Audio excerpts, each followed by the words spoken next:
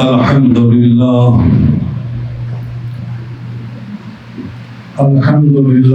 رب العالمين والعاقبة للمتقين والصلاة والسلام على سيد الأنبياء والمرسلين محمد وعلى آله وأصحابه أجمعين.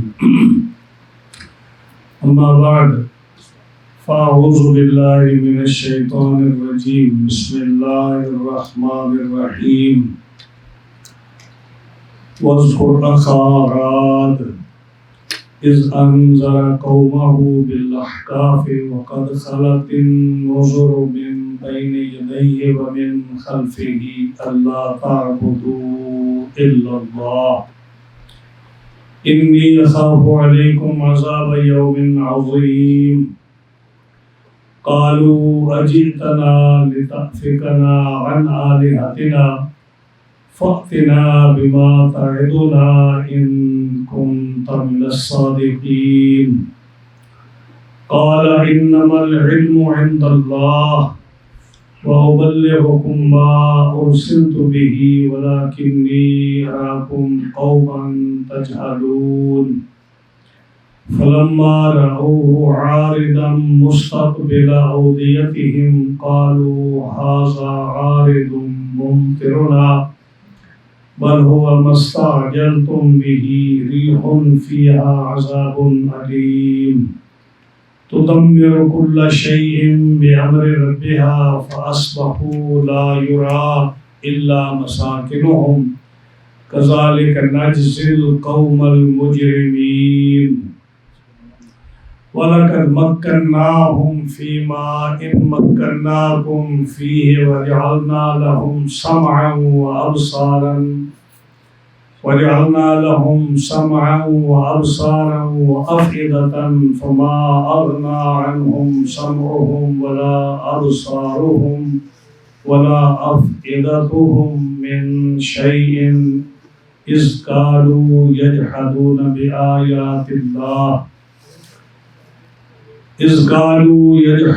بآيات الله وحاق بهم ما كانوا به يستهزئون.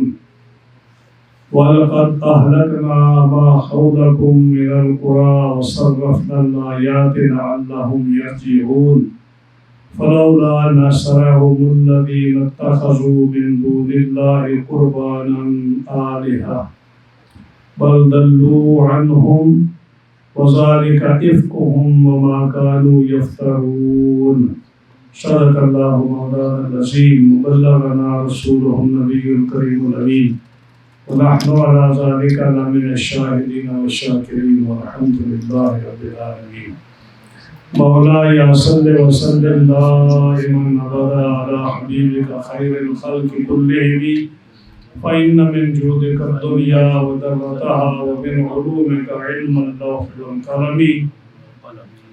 يا أكرم الخلق ما لي من نلوذ به سواك عند حلول الحادث الأممي. دامت دعتهم النصارى في نبيهم واحكم بما شئت مدحا فيه واحتكمي. ومبلغ العلم فيه أنه بشر وأنه خير خلق الله كلهم. جاءت لدعوته الأشجار ساجدة تمشي إليه على ساق بلا قدم. يا رب بالمصطفى بلغ مقاصدنا واغفر لنا ما مضى يا واسع الكرم. فاغفر لناشدها واغفر لقارئها سألتك الخير يا ذا الجود والكرم. مولاي صل وسلم دائما أبدا على حبيبك خير الخلق كلهم.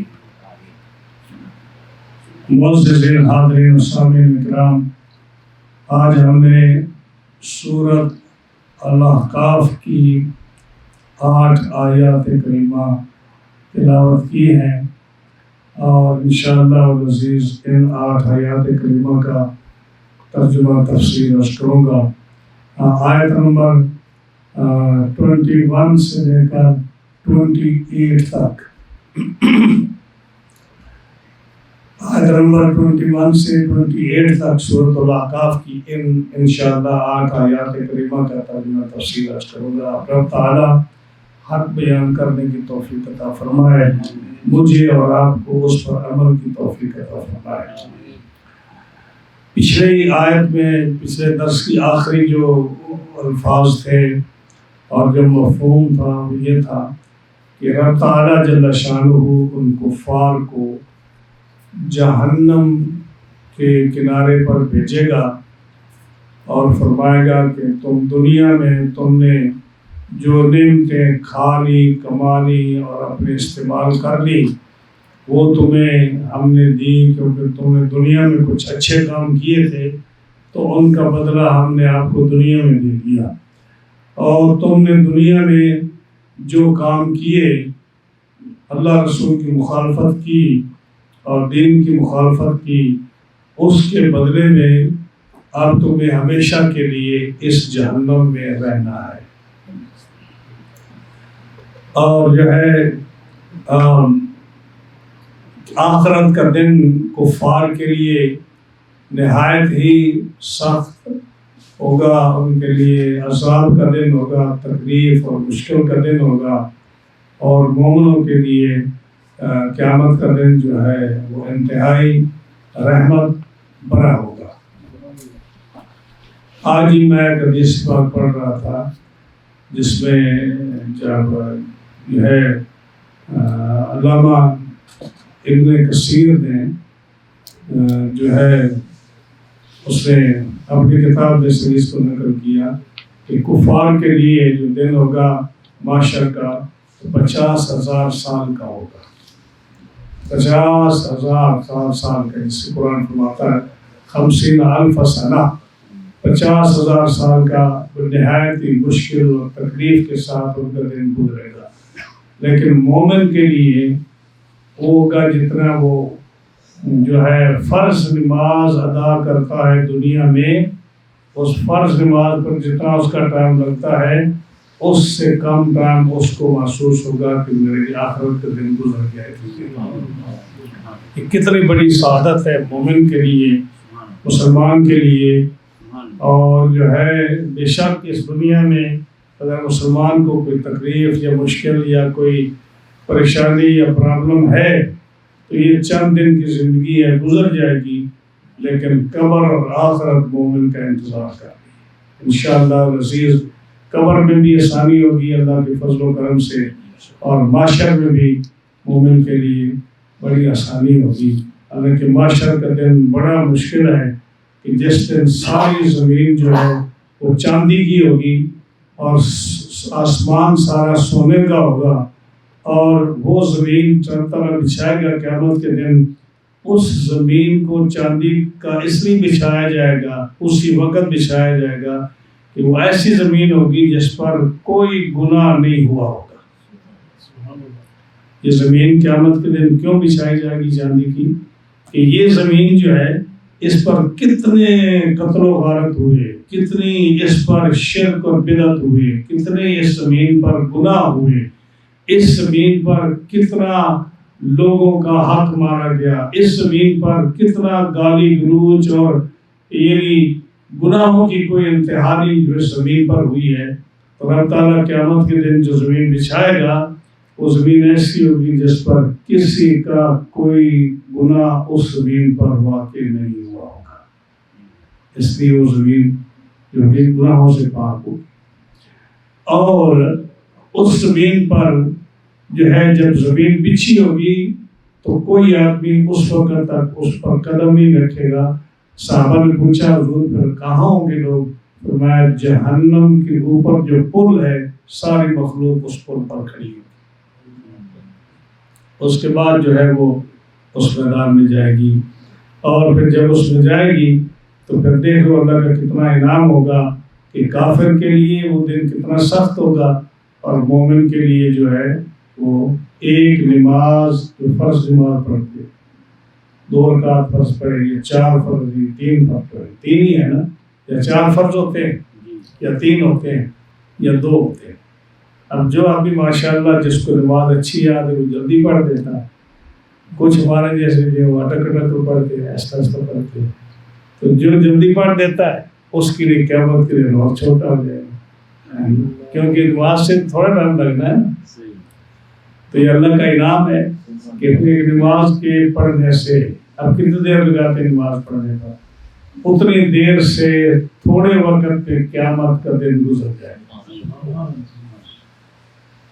تو جب ان کا ذکر کیا تو نبی کریم صلی اللہ علیہ وسلم نے جب کفار کو کہا کہ تم مشرکین مکہ اللہ کی کتنی نافرمانی کرتے ہو، کہ تم دنیا میں اللہ کی اطاعت نہیں کرتے، اس کی رسول کی اطاعت نہیں کرتے، قرآن کا انکار کرتے ہو، دین کا اسلام کا انکار کرتے ہو، آؤ ہم تمہیں ایک قصہ سنائیں جو تم سے بھی زیادہ طاقتور لوگ تھے۔ وہ کون تھے؟ وہ سعودی عرب میں اس وقت وہ یمن تھا، احقاف میں حضرت ہود علیہ السلام کی قوم عاد کا یہ واقعہ اللہ تعالیٰ نے اپنے محبوب علیہ السلام کو فرمایا، وَاذْكُرْ أَخَا عَادٍ، وَاذْكُرْ یعنی اے محبوب صلی اللہ علیہ وسلم یاد کیجئے، یعنی ان کو سنائیے قوم عاد کا واقعہ۔ یعنی اخا عاد یعنی عاد کے قبیلے کے رہنے والے اس قوم کا اور اس نبی کا۔ تو اخا عاد کون ہے؟ یعنی عاد کے قبیلے کے رہنے والے اس نبی حضرت ہود علیہ السلام کا واقعہ سنائیے۔ تو یہاں سے کیا ثابت ہوا کہ رب تعالیٰ فرما رہا ہے کہ اے محبوب صلی اللہ علیہ وسلم جو حضرت ہود علیہ السلام آج سے پہلے گزر گئے نا، ان کا واقعہ یاد کیجیے۔ تو ہم جو عرس کرتے ہیں وہ بھی اسی طرح کرتے ہیں نا، کہ جو بزرگ ہمارے فوت ہو گئے، جو گزر گئے، تو ان کی یاد ہم لوگوں کو سناتے ہیں، ان کے حالات سناتے ہیں۔ مثلاً پرسوں جو ہے ہمارے دادا استاد حضرت فقی ملت حضرت صدر الشریعہ مولانا امجد علی صاحب آصفی رحمۃ اللہ علیہ، جن کے ہزاروں لاکھوں شاگرد فقی اور محدث ہوتے ہیں، جب وہ ہمارے استاذ گرامی میدان معاشر میں آئیں گے تو ان کے دامن کے ساتھ کتنے محدث اور فقی اور عالم اور حافظ ان کے دامن کے ساتھ وابستہ ہوں۔ ایک شان ہوگی حضرت صدر الشریعہ رحمۃ اللہ علیہ کی، ایک شان ہوگی جب وہ آئیں گے میدان معاشر میں تو کتنے ان کے شاگرد ہوں گے۔ یہ تو آپ کو اندازہ نہیں ہے کہ پوری دنیا میں حضرت کی شاگرد موجود ہیں، ان کے شاگردوں کے شاگرد موجود ہیں اور بے شمار لوگ موجود ہیں۔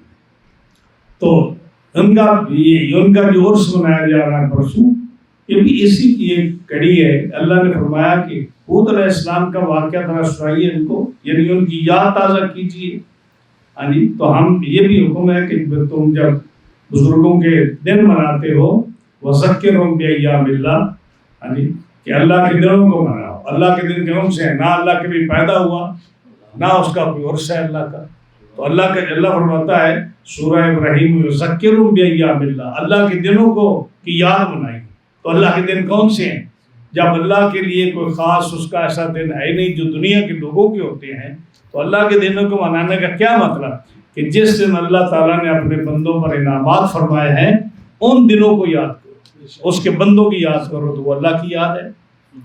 تو کہا وَاذْكُرْ أَخَا عَادٍ، پیارے محبوب صلی اللہ علیہ وسلم یاد کرو عاد کے ہم قوم کو، یعنی ان کی قوم میں جو نبی ہے وہ کون؟ حضرت ہود علیہ السلام ہے۔ اِذْ أَنذَرَ قَوْمَهُ بِالْأَحْقَافِ، جب انہوں نے سرزمین احقاف میں اپنی قوم کو ڈرایا، وَقَدْ خَلَتِ النُّذُرُ مِن بَيْنِ يَدَيْهِ وَمِن خَلْفِهِ، بے شک ان سے پہلے ڈر سنانے والے ہود علیہ السلام سے پہلے بھی انبیاء گزر چکے تھے، وَمِن خَلْفِهِ اور اس کے بعد بھی آئے۔ کہ وہ کیا کہتے تھے؟ اللہ تعبدوا الا اللہ، کہ اللہ کے سوا کسی کی پوجا نہ کرو۔ انی اخاف علیکم عذاب یوم عظیم، بے شک مجھے تم پر ایک بڑے دن کے عذاب کا اندیشہ ہے۔ ڈراتے تھے آپ حضرت ہود علیہ السلام۔ تو ہود علیہ السلام سے پہلے کون نبی آئے؟ ہود علیہ السلام سے پہلے حضرت نوح علیہ السلام آئے، حضرت ادریس علیہ السلام آئے، اور حضرت ہود علیہ السلام کے بعد حضرت سمود آئے، حضرت ابراہیم علیہ السلام آئے، حضرت اسماعیل علیہ السلام آئے، اور حضرت یعقوب علیہ السلام آئے، اور سارے بنی اسرائیل کے انبیاء جو ہیں وہ حضرت ہود علیہ السلام کے بعد ہے۔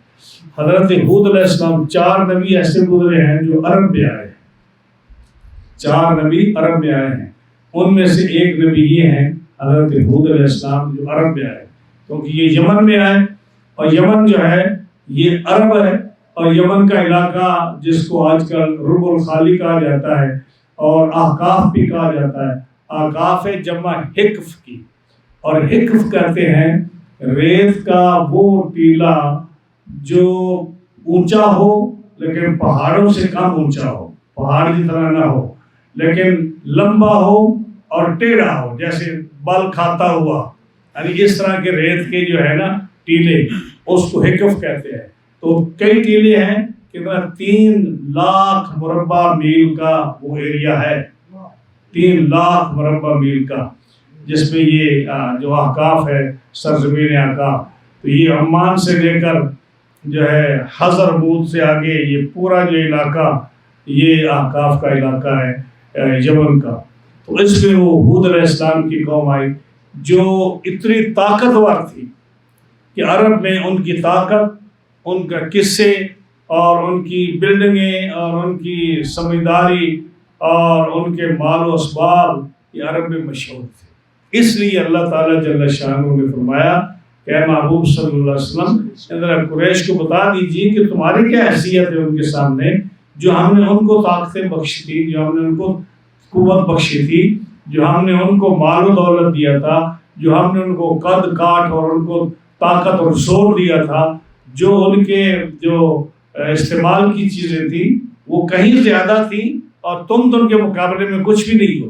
ذرا ان کو واقعہ بتاؤ اور کہو کہ جب انہوں نے اللہ کی نافرمانی کی اور اللہ نے ان کو عذاب میں ختم کر دیا، تو تم اگر اللہ کے عذاب کو دعوت دو گے تو تمہارا حشر بھی اسی طرح ہوگا۔ اس لیے یہ واقعہ حضرت ہود علیہ السلام کا سنایا گیا۔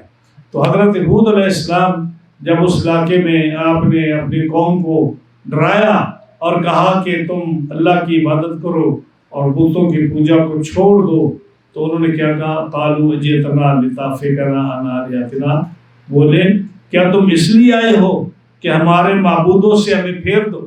تم اس لیے آئے ہو، کہتے ہو کہ ہم اپنے معبودوں کی عبادت نہ کریں اور تیری بات بنے، آپ ہمارے معبودوں سے، بتوں کی جو ہم عبادت کرتے ہیں، تم ہمیں ان سے روکتے ہو۔ فاتنا بما تعدنا ان کنت من الصادقین، لا وہ عذاب جس کا تو ہمیں وعدہ کرتا ہے، اگر تو سچا ہے، اگر واقعی تو سچا ہے، جس عذاب سے تمہیں ڈراتا ہے، اگر تو سچا ہے تو لا وہ عذاب کیوں نہیں لاتا، ہم اس کے انتظار میں ہیں۔ یہ اتنے بے باک تھے کہ اللہ کے عذاب کو دعوت دیتے تھے اور اللہ کے نبی کو کہتے تھے کہ لاؤ تم وہ عذاب، ہم دیکھنے کے لیے تیار ہیں، اور ہم اپنے بتوں کی، ہم ان کی عبادت کرتے رہیں گے، ہم آپ کی بات نہیں مانیں گے۔ جب انہوں نے اس عذاب کو دعوت دی نا، کہا کہ تم لاؤ، تو پھر آپ نے کیا فرمایا؟ قال انما العلم عند اللہ، اس عذاب کب آئے گا اس کا علم تو میرے اللہ کے پاس ہے، میں تو تمہیں بتا رہا ہوں کہ عذاب آئے گا، باقی تم پوچھتے ہو نا کب آئے گا، تو یہ وہ راز ہیں جو ہم ہمارے سامنے نہیں بتا سکتے۔ ہاں جی، نبی کریم صلی اللہ علیہ وسلم سے جب کسی نے پوچھا نا کہ قیامت کب آئے گی، تو آپ نے ان کو نہیں بتایا۔ کیوں نہیں بتایا؟ اب لوگ کہتے ہیں کہ جی وہ جبرائیل نے پوچھا کہ قیامت کب آئے گی، تو آپ نے جواب دیا مل مسئول انا بعلم من السائل، کہ جس سے پوچھا جا رہا ہے وہ سائل سے زیادہ نہیں جانتا۔ یعنی آپ نے اس طرح کا جواب دیا کہ مسئول انا، یعنی مجھ سے جو پوچھا جا رہا ہے اس معاملے میں، جو پوچھنے والا ہے جبرائیل، جتنا وہ جانتا ہے کہ قیامت کب آئے گی میں بھی اتنا جانتا ہوں، یعنی مسئول انا سائل سے زیادہ نہیں جانتا۔ یعنی آپ نے اس طرح کا جواب دیا، اس کا یہ مطلب نہیں لوگ ڈالتے ہیں کہ آپ کو پتہ نہیں، حالانکہ آپ نے تو کیا قرآن مجید کا کیا حکم ہے؟ الیہ یرد علم الساعہ، یعنی جو 25واں پارہ شروع ہوتا ہے وہ کیا ہے؟ الیہ یرد علم الساعہ، جب تم سے اے محبوب جب تم سے کوئی قیامت کا پوچھے تو اللہ کی طرف رد کر دو۔ اب اللہ کا حکم ہے کہ جب قیامت کا پوچھے تو آپ کہو کہ اللہ جانتا ہے۔ تو اگر آپ ان کو بتا دیں کہ جی فلاں وقت فلاں سن میں فلاں ٹائم میں آئے گی تو یہ تو اللہ کے حکم کے خلاف ہوا نا، اس لیے آپ نے نہیں بتایا۔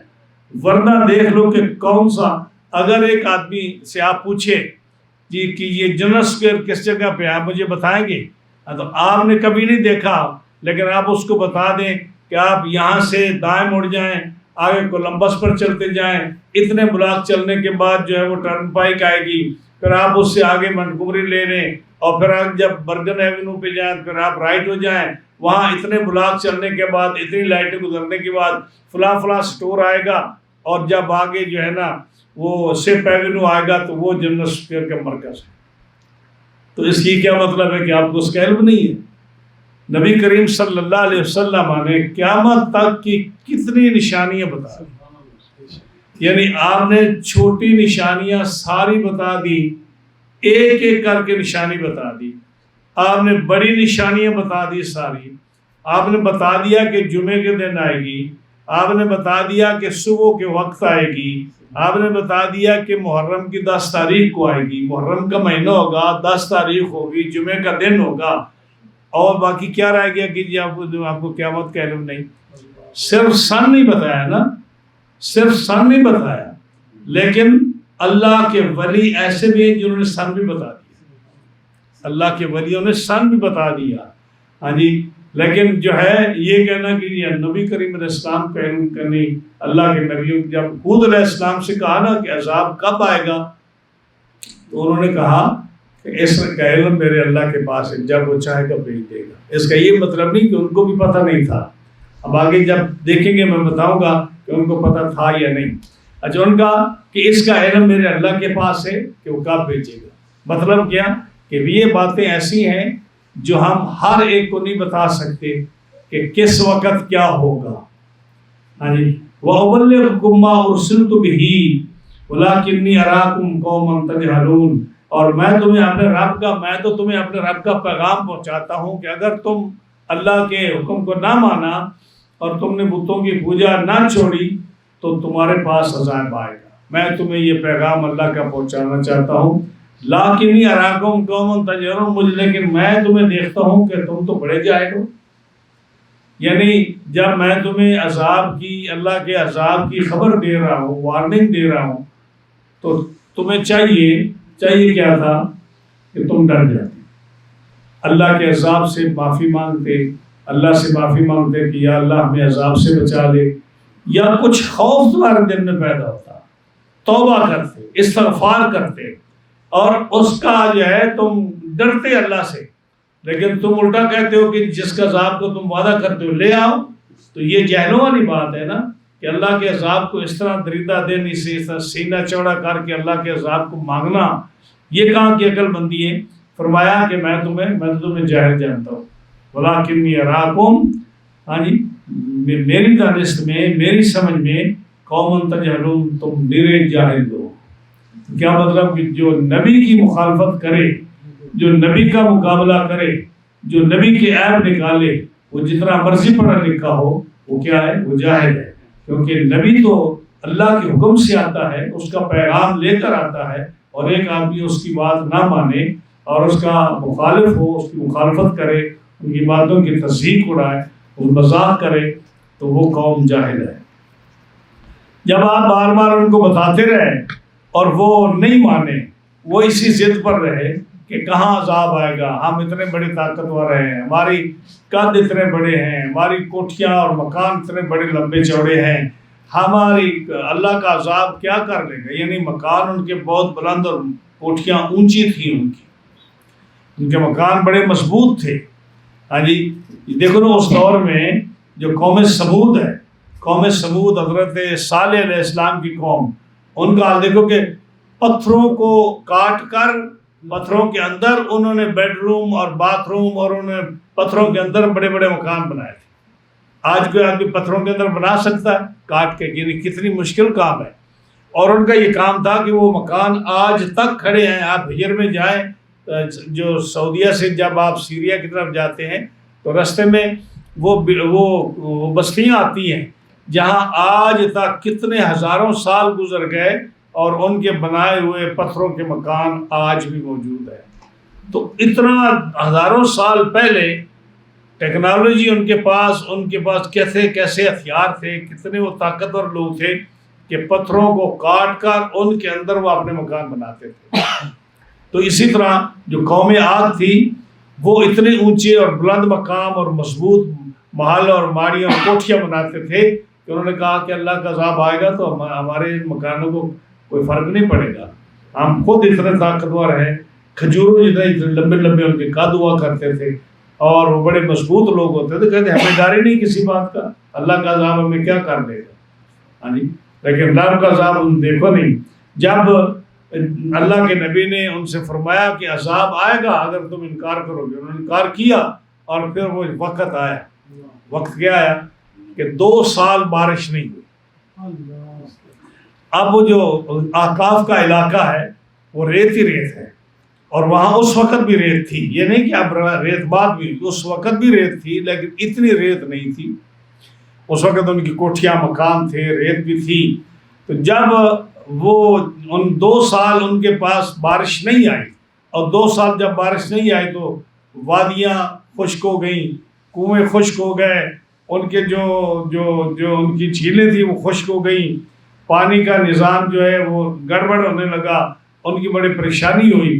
تو وہ بڑے امید تھی کہ ان کو جلدی امید تھی کہ کہیں بارش آ جائے تاکہ ہمارے کھیتیاں سرسبز ہو جائیں، ہماری جو ہماری جھیلیں ہیں وہ پانی سے بھر جائیں اور ہماری مشکل آسان ہو جائے.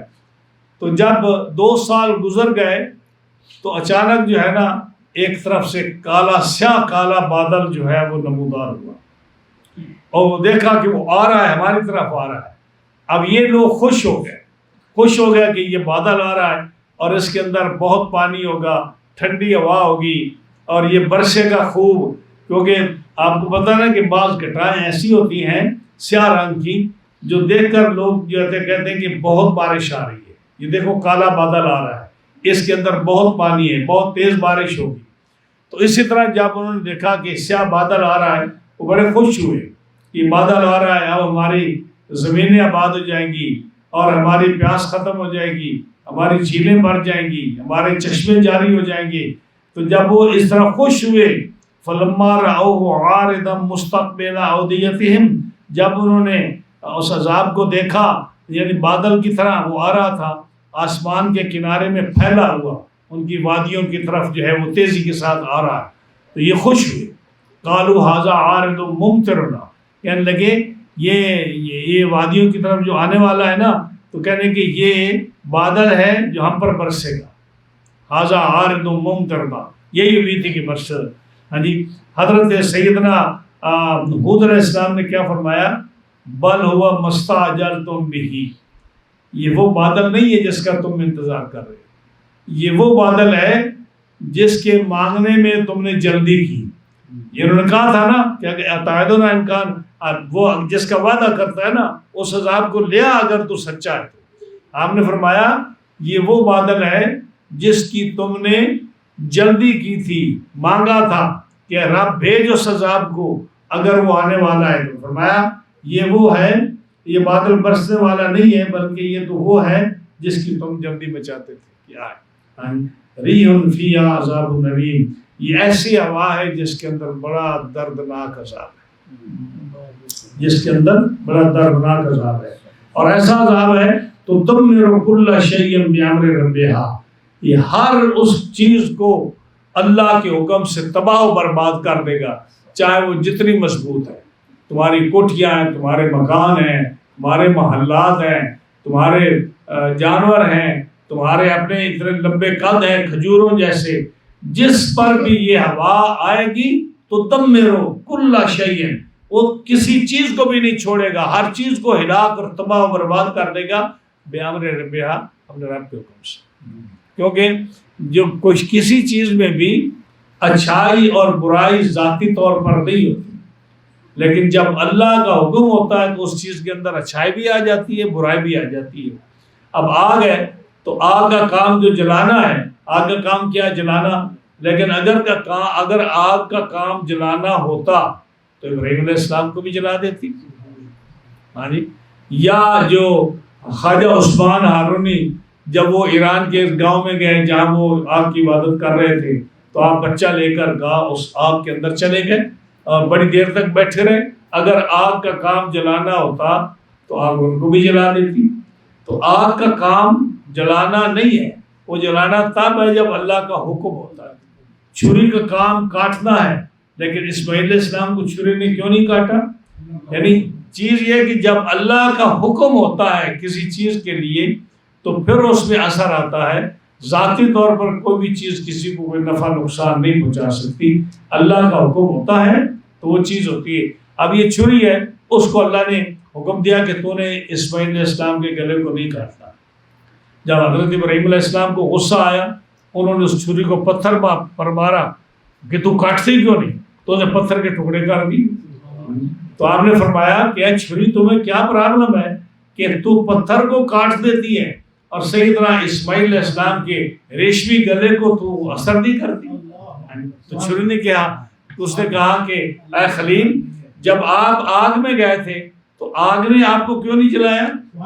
ہاں جی. تو آپ نے فرمایا کہ اللہ نے حکم دیا تھا یا نار کونی بردن و سلامن علی ابراہیم، ابراہیم پر ٹھنڈی ہو جائے. فرمایا کہ اس نے تو ایک بار کہا تھا، مجھے رب نے 70 بار کہا ہے، مجھے رب نے 70 بار کہا ہے چھری اگر تو نے اسماعیل کے گلے کو کاٹا تو جہنم کی آگ میں تمہیں ڈالوں. تو میں کیسے کاٹ سکتی؟ تو اللہ تعالیٰ کا جب حکم ہوتا ہے تو وہ چیز نقصان بھی دیتی ہے، نفع بھی دیتی ہے. نفع کا حکم ہوتا ہے نفع دیتی ہے، نقصان کا حکم ہوتا ہے تو نقصان دیتی ہے. تو یہاں فرمایا کہ یہ جو بادل ہے نا، بِأَمْرِ رَبِّهَا، اس کو رب کا حکم ہے کہ عذاب دے کر جا. تو یہ عذاب ہے، یہ ہر چیز کو ہلاک کر دے گا. اب جب وہ آیا بادل تو اتنی تیز ہوا تھی جو بدھ کی رات کو شروع ہوئی، بدھ کی رات کو شروع ہوئی اور 7 رات اور 8 دن متواتر چلتی رہی. 7 لیال و 8 ایام. یہ سورہ جو ہے نا قلم کے بعد کون سے آتی ہے؟ الحاقہ.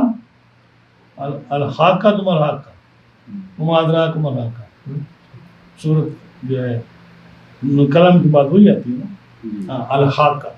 اس میں جو ہے واقعہ ہے حضرت ہود علیہ السلام کی اس قوم کا، قوم عاد کا، کہ 7 لیال و 8 ایام، 7 راتیں اور 8 دن متواتر وہ ہوا چلتی رہی. اور وہ کون سی رات، وہ کون سی ہوا تھی؟ دبور.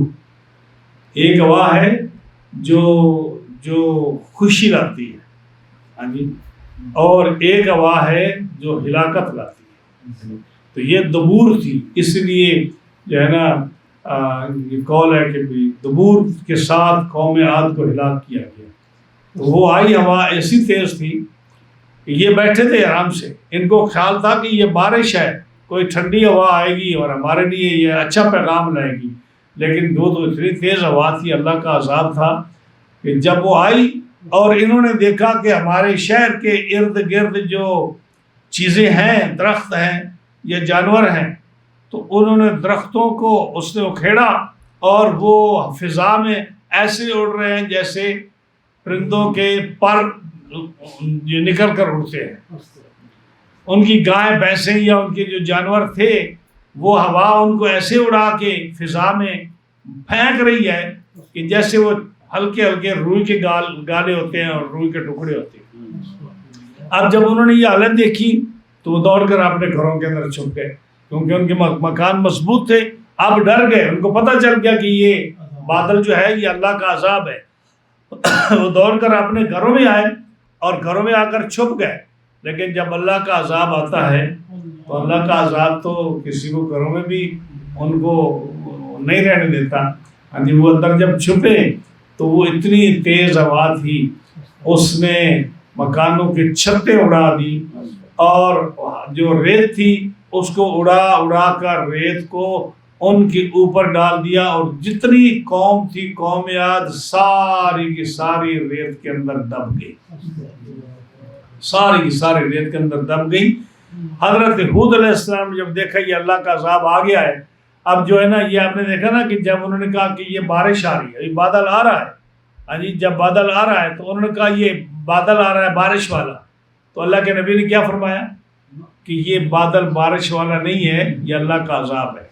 تو اب پتہ چلا کہ اللہ کے نبی کو پتہ ہے کہ عذاب کس وقت آنا ہے، آپ نے پہلے نہیں بتایا، لیکن جو ہی وہ آیا آپ نے بتایا کہ دیکھ لو عذاب آ رہا ہے۔ وہ یہ کہہ رہے ہیں کہ بادل آ رہا ہے بارش والا، آپ فرماتے ہیں یہ عذاب آ رہا ہے، بل وہ مستعجل بھی، یہ وہ ہے جس کی تم نے جلدی کی تھی، وہ عذاب آ رہا ہے۔ ہود علیہ السلام کو جب دیکھا کہ عذاب آ چکا ہے، آپ نے اپنے مسلمان قوم کو لیا اور آپ ایک کونے میں چلے گئے اور اس کے بعد جو ہے نا ایک لکیر کھینچ دی۔ آپ دیکھ رہی ہیں اللہ کے نبی کی اس لکیر میں کتنی برکت ہے کہ باہر تباہی مچ رہی ہے، مکانوں کی چھتیں اڑ رہی ہیں، ان کے جو جانور ہیں وہ ہوا کی وہ تنکے کی طرح فضا میں اڑ رہے ہیں، اور لوگ جو ہیں وہ ان کو اڑا کر ایسے پٹک پٹک کر مار رہی ہے زمین پر، اور سارے ہلاک ہو رہے ہیں۔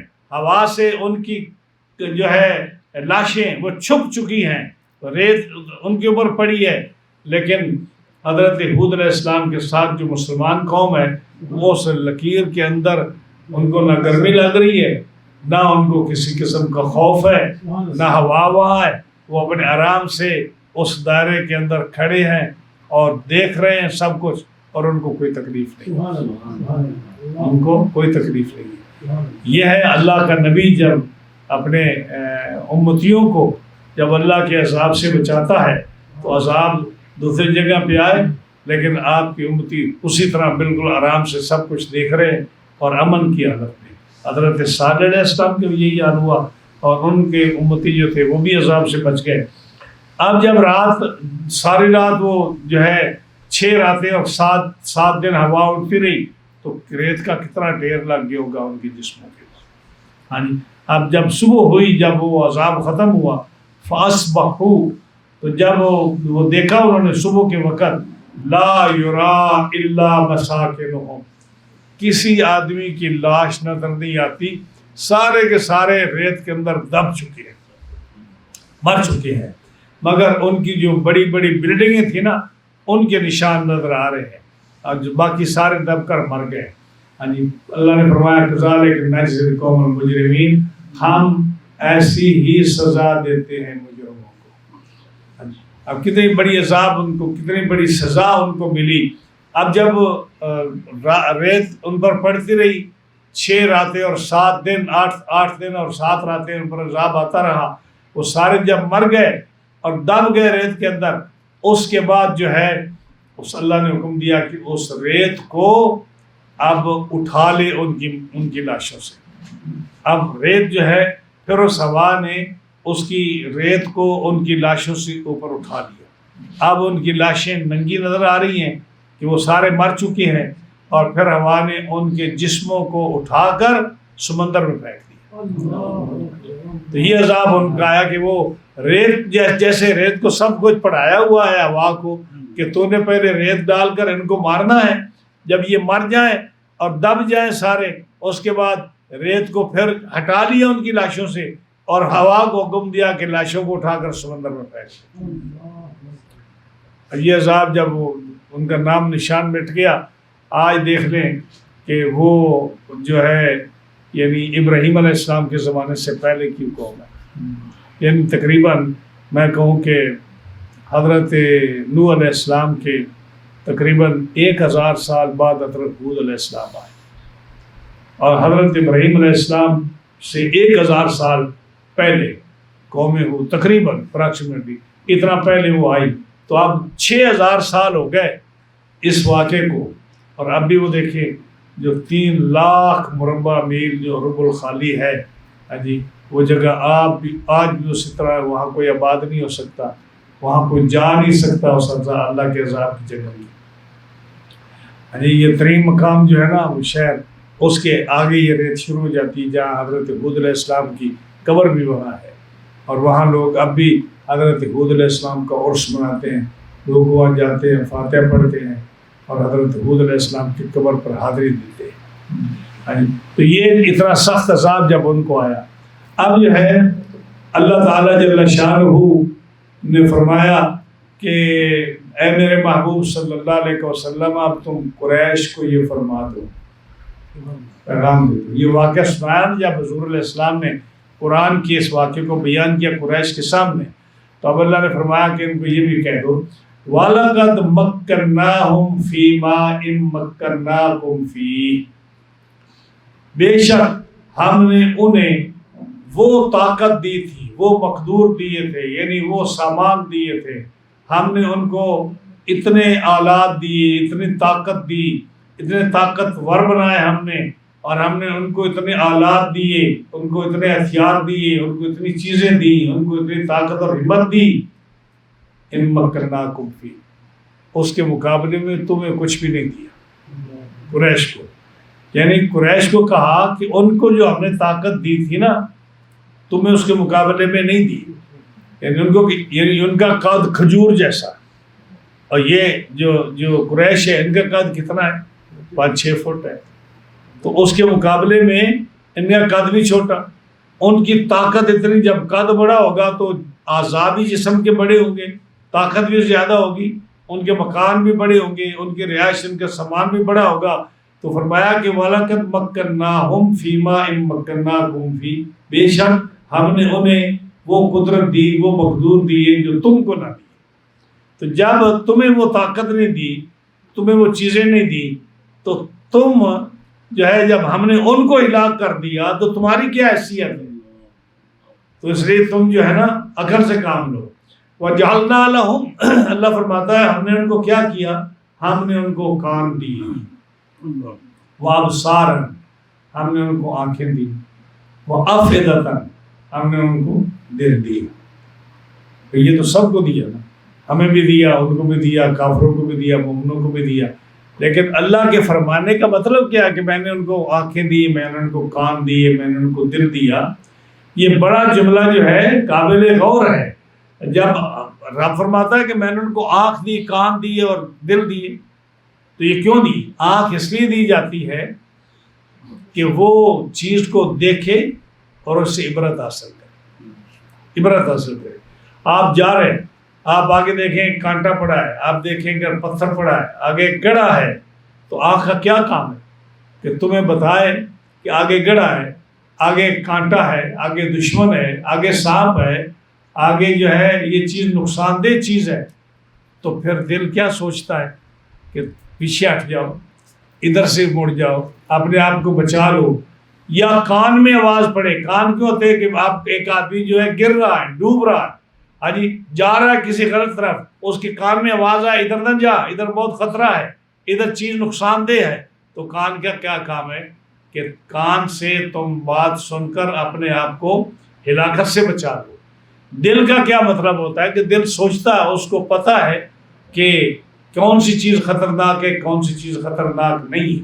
ورنہ رب تعالیٰ نے یہاں کیوں ذکر کیا؟ اگر اس کا کوئی فائدہ نہ ہوتا تو کان، آنکھ اور دل کے ذکر کرنے کا کیا مطلب تھا؟ رب نے فرمایا ہم نے اس قوم کو بڑی طاقت دی، پھر ہم نے ان کو کان دیے، ان کو آنکھیں دی، ان کو دل دیے۔ فما اغنا عنہم سمعہم ولا ابصارہم ولا افئدتہم من شیء، فرمایا تو ان کے کان اور آنکھیں اور دل کچھ کام نہ آئے۔ کیوں کام نہ آئے؟ کہ انہوں نے اس کو صحیح استعمال نہیں کیا۔ جب انہوں نے کانوں کو استعمال نہیں کیا، آنکھوں کو استعمال نہیں کیا، عبرت حاصل نہیں کی، دل سے جو آدمی سوچ کر جو ہے مصیبتوں سے، تکلیفوں سے بچتا ہے، انہوں نے اس سے کام نہیں لیا۔ جب وہ کچھ کام نہ آئے تو فرمایا اذ قالوا یجحدون بآیات اللہ، جب وہ اللہ کی آیتوں کا انکار کرتے تھے، وحاق بہم ما کانوا بہ یستہزئون، تو انہیں گھیر لیا اس عذاب نے جن کی وہ ہنسی اڑاتے تھے، جس کا وہ مذاق کرتے تھے نا، ہاں جی، اور کانوں سے عبرت کی بات نہ سنی، آنکھوں سے عبرت کی بات کو نہ دیکھا، دل سے نبی کے پیغام کو نہ سنا، نہ سوچا، تو ہنسی اڑائی۔ جب مذاق اڑایا تو رب تعالیٰ نے ان کو ایسا عذاب بھیجا جس سے پوری کی پوری قوم تباہ و برباد ہو گئی۔ تو قریش کو یہ حضرت ہود علیہ السلام کا واقعہ سنایا گیا، ان کی ساری باتیں بتائی گئیں کہ وہ اتنی بڑی طاقتور قوم تھی اور ان کا یہ حال ہوا۔ اسی طرح آگے فرمایا ایک اور قوم تھی حضرت صالح علیہ السلام کی قوم، یہ بھی حضرت صالح علیہ السلام بھی عرب کی طرف نبی ہے، جیسے حضرت ہود علیہ السلام عرب کے نبی تھے، اسی طرح حضرت صالح علیہ السلام بھی عرب کے نبی تھے۔ حضرت ہود علیہ السلام یہ تھے اس احقاف میں یمن کی طرف، اور حضرت صالح علیہ السلام جو تھے یہ جب آپ سعودیہ سے جائیں سیریا کی طرف جائیں تو راستے میں ہجر کا مقام آتا ہے، وہاں ان کے گھر تھے۔ تو یہ واقعات جو ہے ان کو کیوں بتائے جا رہے ہیں کہ عرب جو تھے یہ جب تجارت کے لیے دو طرف جاتے تھے، یہ جاتے تھے سردیوں میں جاتے تھے یمن کی طرف اور گرمیوں میں جاتے تھے سیریا کی طرف۔ تو یمن کی طرف جب جاتے تو راستے سے حضرت ہود علیہ السلام اور قوم عاد کے علاقے سے گزر کر جاتے، اور جب جاتے سیریا میں تو حضرت صالح علیہ السلام کی قوم سمود ان کے ان مکانوں سے پہاڑ میں جو بنے ہوئے ہیں ان کے علاقے سے گزر کر جاتے، لوط علیہ السلام کا جو علاقہ ہے فلسطین کے قریب اردن میں اس سے گزر کر جاتے، اور جو حضرت شعیب علیہ السلام کا مقام ہے مدین میں یہ بھی اردن میں ہے اس سے گزر کر جاتے، حضرت ابراہیم علیہ السلام کا مقام اور یہ سارے جو ہے وہاں سے گزر کر جاتے۔ تو اللہ نے کیا فرمایا، وَلَقَدْ أَهْلَكْنَا مَا حَوْلَكُم مِّنَ الْقُرَىٰ وَصَرَّفْنَا الْآيَاتِ لَعَلَّهُمْ يَرْجِعُونَ۔ اے قریش، ہم نے ہلاک کیا جو تمہارے ارد گرد بستیاں تھیں۔ ہاں جی، یعنی تم جاتے ہو نا، جب یمن جاتے ہو تو تم دیکھ لو قوم عاد کے ساتھ ہم نے کیا کیا۔ ہاں جی، یہ بھی تمہارے ارد گرد بستی ہے، تمہارے رستے میں آتی ہے۔ جب تم سیریا جاتے ہو تو ہجر کی بستی وہ تمہارے رستے میں آتی ہے، قوم لوط کی بستی تمہارے رستے میں آتی ہے، قوم مدین جو ہے وہ تمہارے رستے میں آتی ہے۔ تو فرمایا یہ بستیاں جو تھیں تمہارے ارد گرد ان کو ہم نے ہلاک کیا، وَصَرَّفْنَا الْآيَاتِ لَعَلَّهُمْ يَرْجِعُونَ، اور طرح طرح کی نشانیاں لائیں تاکہ باز آئیں۔ یعنی اے قریش، ہم نے تم کو یہ سارے گاؤں کی سارے شہروں کی نشانیاں بتائیں۔ کیوں بتائیں؟ تاکہ تم جو ہے میرے نبی صلی اللہ علیہ وسلم کی مخالفت نہ کرو اور تم صحیح ایمان لاؤ۔ تو اس لیے جب یہ جاتے تھے ان کو پتہ تھا، یعنی جب آپ ایک راستے سے گزریں اور آپ دیکھ رہے ہو کہ مکان بنے ہوئے ہیں اس میں پہاڑوں میں، تو کبھی آپ نے سوچا نہیں ہوگا کہ یہ کیوں مکان بنے ہیں؟ کیا لوگوں نے نہیں بتایا ہوگا کہ یہ کس کے مکان ہیں؟ ہاں جی، یہ زمینیں خالی پڑی ہیں یہ کس کی ہیں؟ جب یعنی یہ واقعات سارے مشہور تھے، بائبل میں بھی یہ واقعے موجود تھے، اولڈ ٹیسٹمنٹ میں یہ ساری باتیں موجود تھی، ان کی بائبل میں تورات میں ساری باتیں موجود تھی، اور یہود اور نصارہ وہ بھی بتایا کرتے تھے، اور عرب کے لوگ جو ان کے باپ دادوں سے یہ سنتے تھے کہ یہاں اللہ کے نبی آئے تھے، حضرت صالح علیہ السلام آئے، یہ یہاں ان کی قوم تھی، قوم سمود تھی، یہاں قوم عاد تھی، ادھر قوم لوط تھی، یہ سارے واقعات کو ان کو پتہ تھا، لیکن اس کے باوجود وہ شرک کرتے تھے۔ تو اللہ تعالیٰ نے فرمایا میرے محبوب صلی اللہ علیہ وسلم ان کو بتا دو کہ تمہارے ارد گرد جہاں بھی تم جاتے ہو، یمن جاتے ہو یا سیریا جاتے ہو، ارد گرد جو بستیاں ہیں ان کو ہم نے ہلاک کیا، اور یہ طرح طرح کی نشانیاں ہم دکھاتے ہیں تاکہ یہ لوگ ایمان لے آئیں اور کفر سے بچ جائیں۔ فَلَوْلَا نَصَرَهُمُ الَّذِينَ اتَّخَذُوا مِن دُونِ اللَّهِ قُرْبَانًا آلِهَةً۔ اب یہ مشرک کیا کرتے تھے، یہ جب بتوں کو پوجتے نا، اور جب ان کو کہا جاتا کہ تم بتوں کو کیوں پوجتے ہو، تو وہ کیا کہتے کہ اصل میں ہم ان کو اس لیے پوجتے ہیں تاکہ یہ ہمیں اللہ کے قریب کر دے، یہ ہمیں اللہ کے قریب کر دے، ہم اس لیے ان کو پوجتے ہیں۔ ہم مانتے ہیں کہ اللہ ہے، ہم مانتے ہیں کہ اللہ ہے، جیسے قرآن مجید میں کئی ایک مقامات پر ہے، وَلَئِن سَأَلْتَهُم مَّنْ خَلَقَ السَّمَاوَاتِ وَالْأَرْضَ، اے محبوب اگر ان سے پوچھے آپ کافروں سے کہ آسمانوں اور زمینوں کو کس نے پیدا کیا، تو کیا کہیں گے؟ لَيَقُولُنَّ اللَّهُ، کہیں گے کہ اللہ نے پیدا کیا۔ تو یہ اللہ کو مانتے ہیں، لیکن پھر جب آپ پوچھیں کہ پھر بتوں کو کیوں پوجتے ہو، تو کہتے ہیں ہم بتوں کو اس لیے پوجتے ہیں کہ یہ ہمیں اللہ کے قریب کرتے، تو اس لیے ہم پوچھتے ہیں، ورنہ ہم اللہ کو بھی پوچھتے ہیں، بتوں کو بھی پوچھتے ہیں، بتوں کو اس لیے پوچھتے ہیں کہ اللہ کے قریب کر دیں۔ اب اللہ نے فرمایا کہ اے میرے محبوب، یہ جب یہ کہتے ہیں کہ ہم بتوں کو اس لیے پوچھتے ہیں کہ اللہ کے قریب کر دیں، تو ان کو کہو کہ اگر تم ان بتوں کے اپنے خداؤں کے اتنے معتقد ہو کہ ان کو تم خدا کا شریک ٹھہراتے ہو، ان کو تم خدا کا مددگار سمجھتے ہو، ان کو بڑا پاورفل سمجھتے ہو، جیسے کہ تم کہتے ہو کہ اگر اس کو نقصان پہنچایا تو یہ ہو جائے گا، وہ ہو جائے گا۔ حضرت خالد بن ولید کو، حضرت علی کو ڈرایا انہوں نے کہ اگر تم بت کو توڑو گے تو تمہارا نقصان ہوگا۔ اگر تم اتنے ان کی معتقد ہو تو بتاؤ کہ جب ہم نے قوم عاد کو ہلاک کیا، جب ہم نے قوم سمود کو ہلاک کیا، جب قوم لوط کو ہلاک کیا، تو یہ تمہارے بت کہاں تھے جن کی تم پوجا کرتے تھے؟ ان بتوں نے تمہیں کیوں نہ بچایا؟ ان بتوں نے تمہیں عذاب سے کیوں نہ محفوظ کیا؟ انہوں نے تمہاری مدد کیوں نہ کی؟ یہ غائب کیوں ہو گئے؟ یہ چلے کیوں گئے؟ ان کا کوئی پتہ نہیں کہ وہ تمہارے کہاں گئے، تم ہلاک ہو گئے اور وہ تمہارے پڑے رہے، انہوں نے تمہاری کوئی خبر نہیں لی، تمہارا کوئی حصہ خیال نہیں رکھا، تو یہ کہاں گئے سارے؟ تو اللہ فرماتا ہے ان سے پوچھو فلولا نصرهم الذين اتخذوا من دون الله قربانا آلهة، تو کیوں نہ مدد کی ان کی، یعنی کفار کی، جن کو انہوں نے اللہ کے سوا قرب حاصل کرنے کو خدا ٹھہرا رکھا تھا، جن کی یہ مدد کرتے تھے کہ اللہ کے قریب کریں گے، ان کی عقیدت تھی ان کے ساتھ، بتوں کے ساتھ، پھر بتوں نے کافروں کو عذاب سے کیوں نہ بچایا؟ یہ ان سے پوچھیں۔ بل ضلوا عنہم، بلکہ یہ بت تو غائب ہو گئے، یعنی وہ عذاب میں مرتے رہے، ہوا کا عذاب آتا رہا، چنگاڑ آتی رہی، آگ کا آواز آتا رہا، قوم لوط، قوم شعیب، قوم صالح وہ تباہ ہوتی رہی، ان پر عذاب آتا رہا، ہوا کا، آگ کا، بادل کا، کڑک کا وہ آواز عذابت۔ اور یہ جو بت تھے بل ضلوا عنہم، یہ تو کہیں غائب ہی ہو گئے، کھسک گئے، جس طرح کہتے ہیں لوگ جو ہے اپنی جان بچا کے نکل جاتے ہیں، پھر یہ کہاں گئے؟ بل ضلوا عنہم، یہ تمہیں چھوڑ کر چلے گئے تمہارے خدا، انہوں نے تمہاری مدد کیوں نہیں کی؟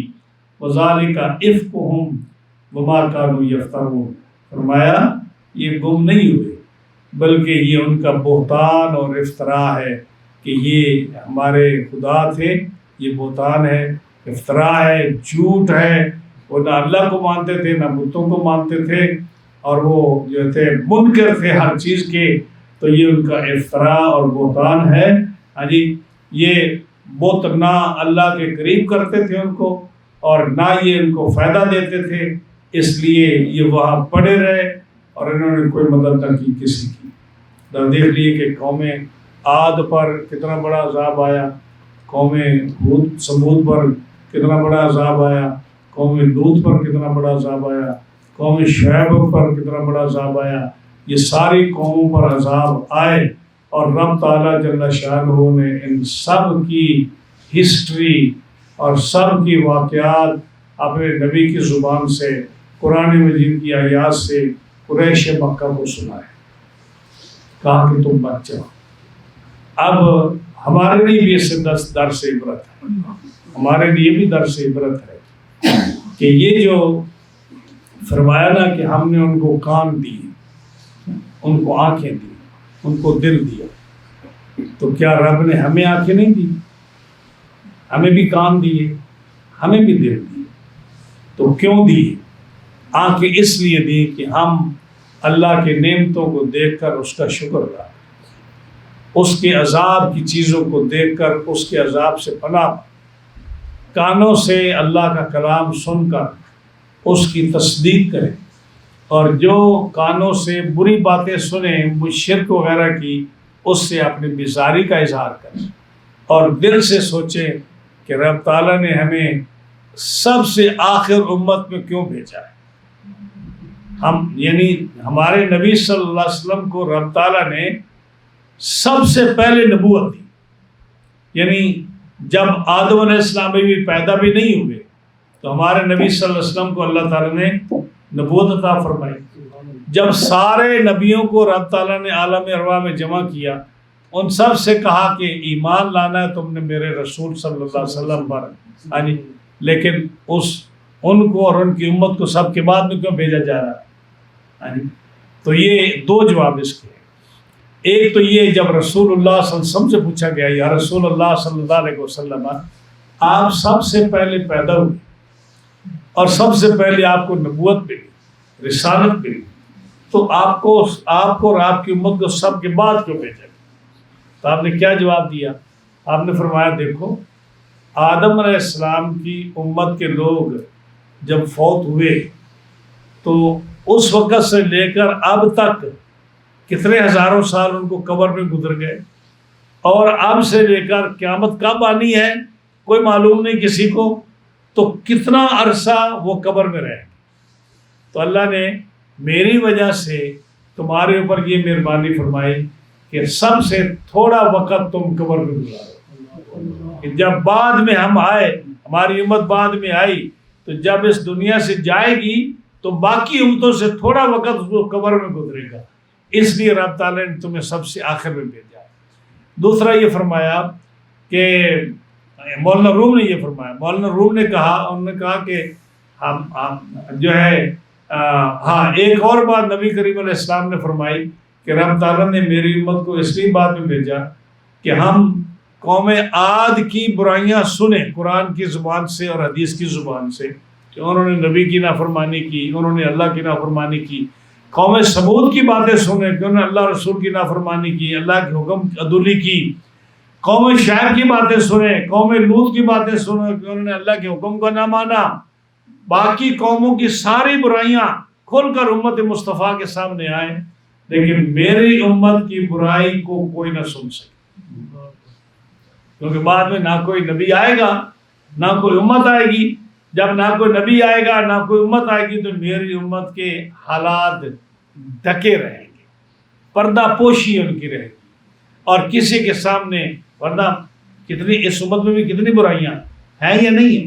بے شمار برائیاں ہیں۔ ہر وہ برا کام جو پہلی امتوں میں تھا اس امت میں بھی ہے، لیکن میرے نبی کی امت جو ہے یہ رسوا نہ ہو، اس لیے سب سے آخر اللہ تعالیٰ نے حضور علیہ السلام کی امت کو بھیجا۔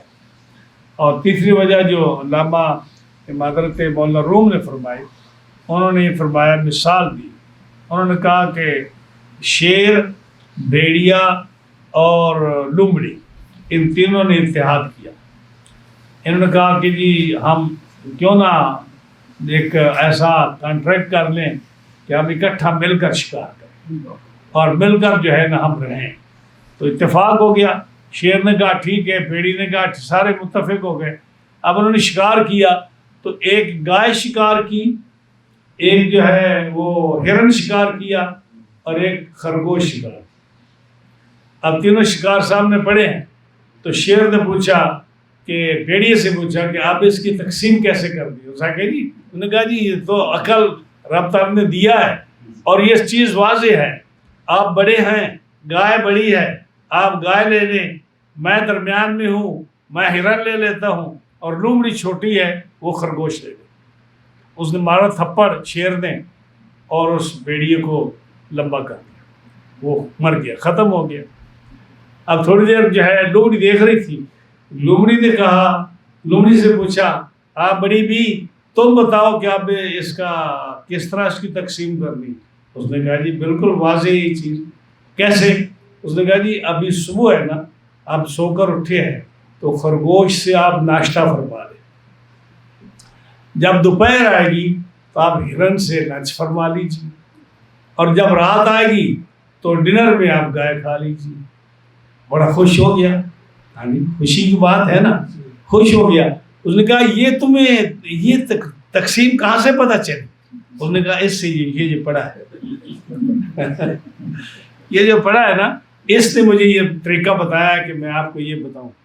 تو مولانا روم فرماتے ہیں کہ جب قوم عاد ہمارے نظروں کے سامنے، قرآن نے ہمیں اس کا واقعہ بتا دیا، قوم سمود کا واقعہ بتا دیا، قوم شعیب کا واقعہ بتا دیا، قوم لوط کا واقعہ بتا دیا، قوم موسیٰ کا واقعہ بتا دیا، یعنی آپ پورے انبیاء کی حالات قرآن مجید نے کتنے انبیاء کے واقعات بتا دیے، احادیث میں کتنے نبیوں کے واقعات آ گئے۔ تو حضور صلی اللہ علیہ وسلم کی امت کو وہ سارے ان کے عذاب اور ان کی نعمتیں جو ان پر تھی نا وہ رب تعالیٰ نے بیان فرما دی.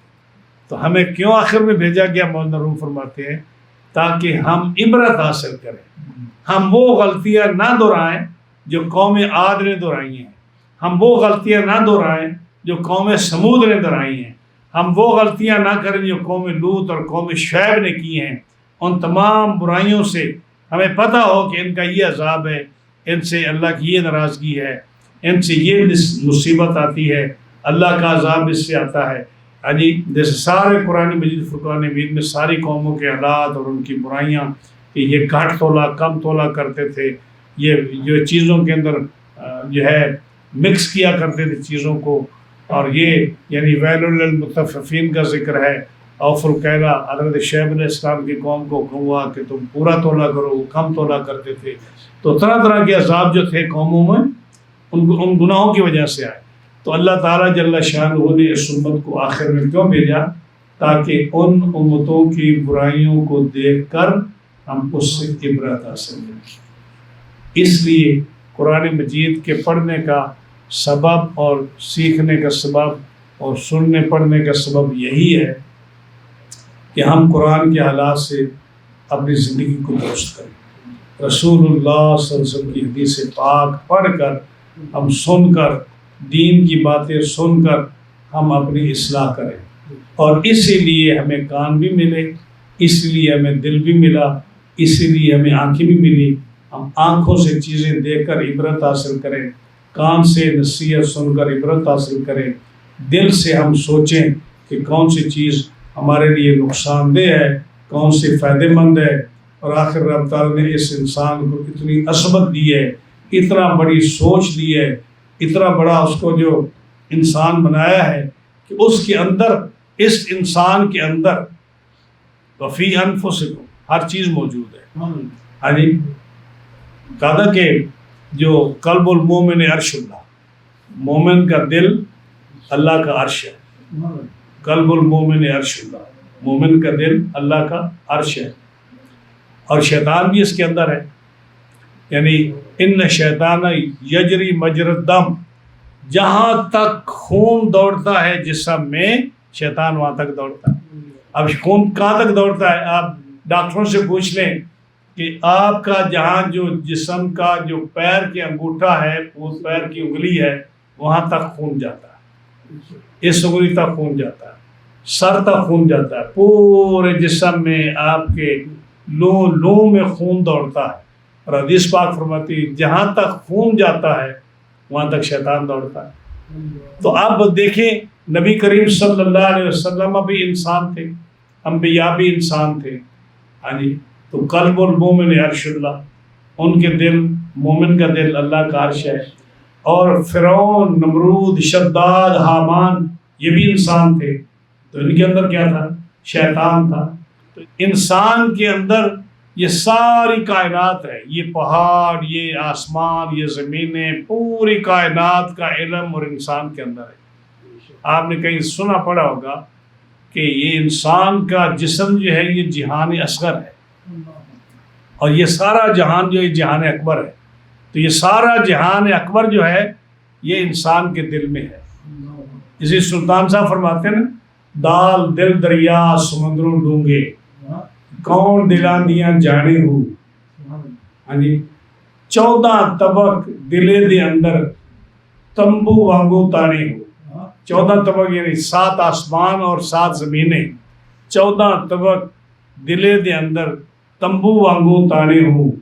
اور فرمایا کہ دال دل دریا سمندروں ڈونگے، کون دلا دیا جانے ہو. 14 طبق دلے دے اندر تمبو وانگو تانے ہو. اس طرح آپ کا شعر ہے، کہتے ہیں کہ ساری چیزیں جو انسان کے وجود کے اندر ہیں. اللہ کو بھی پہچان سکتا ہے اگر وہ چاہے، اور اگر رب تعالیٰ اس کو دے. قرآن مجید کی کتنی آیات ہیں، وَفِي أَنفُسِكُمْ أَفَلَا تُبْصِرُونَ وَهُوَ مَعَكُمْ أَيْنَمَا كُنْتُمْ، جہاں بھی تم جاؤ اللہ تمہارے ساتھ ہے. ہاں جی، وَلَقَدْ نَعْلَمُ مَا تُوَسْوِسُ بِهِ وَنَحْنُ أَقْرَبُ إِلَيْهِ مِنْ حَبْلِ الْوَرِيدِ، انسان کی شو رگ سے میں زیادہ قریب ہوں. یہ ساری قرآن مجید کی آیات ہیں، اور حدیث ہے کہ عرش المومن قلب المومن عرش اللہ، کہ مومن کا قلب جو ہے یہ اللہ کا عرش ہے۔ تو یہ جو ہے نا انسان، اس کو رب تعالیٰ نے بڑی طاقت اور بڑی قوت اور بڑی سمجھ دی ہے۔ رب تعالیٰ نے انسان کو بنا کر اس کو ایک امانت دی ہے، جس کو نہ آسمانوں نے اٹھایا، نہ زمینوں نے اٹھایا، نہ پہاڑوں نے اٹھایا۔ یہ آتا ہے نا انا عرضنا الامانۃ علی السماوات والارض والجبال فابین ان یحملنها واشفقن منها وحملها الانسان۔ یہ صورت کون سی ہے؟ یہ احزاب کی آخری آیت، آخری، کہ اللہ نے امانت پیش کی آسمانوں پر، زمینوں پر، پہاڑوں پر، دریاؤں پر، سمندروں پر، کائنات کے ذرے ذرے کو، مخلوق کو کہا کہ یہ میری نماز اٹھا لو، سب نے انکار کر دیا۔ انسان نے کہا میں حاضر ہوں جی۔ انسان نے اٹھا لیا، رب نے فرمایا کہ انسان نے اٹھایا، انہ کان ظلوما جہولا، یہ ظالم بھی تھا، جاہل بھی تھا، کہ اتنی بڑی امانت اس نے اٹھا لی۔ اب وہ امانت جو ہے اس نے اٹھا لی، اور وہ امانت کون سی ہے؟ وہ اللہ تعالیٰ کا راز اور اللہ تعالیٰ کا عشق، اور وہ چیز ہے جو انسان نے اٹھائی ہے، جس کو جن نہ اٹھا سکے، فرشتے نہ اٹھا سکے، آسمان زمین نہ اٹھا سکے۔ یہ انسان اتنی بڑی شے ہے، اگر یہ سوچے سمجھے تو اس کا مقام بہت بلند و بالا ہے، ہاں جی، اور اگر یہ گر جائے تو یہ بہت رذیل و ذلیل ہے۔ تو انسان کو رب تعالیٰ نے دل دیا، عقل دی، سب نعمتیں عطا فرمائیں، اور اس سے بڑھ کر کیا آپ کو آسانی سمجھنے میں آسانی ہو کہ اس کو اتنا عظیم بنایا کہ فرشتے بھی اس کے سامنے جھک گئے، سجدہ کیا یا نہیں کیا؟ اب یہ جب فرشتوں کا مسجود بن گیا، ہاں جی، فرشتوں کا مسجود بن گیا تو کتنی شان اس کی ہوئی۔ یہ انسان ہے، اس کو اتنی رب تعالیٰ نے شان عطا فرمائی، مسجود ملائکہ بنایا، اس کو اپنا محبوب بنایا۔ وَلَقَدْ كَرَّمْنَا بَنِي آدَمَ کا تاج اس کے سر پر پہنایا۔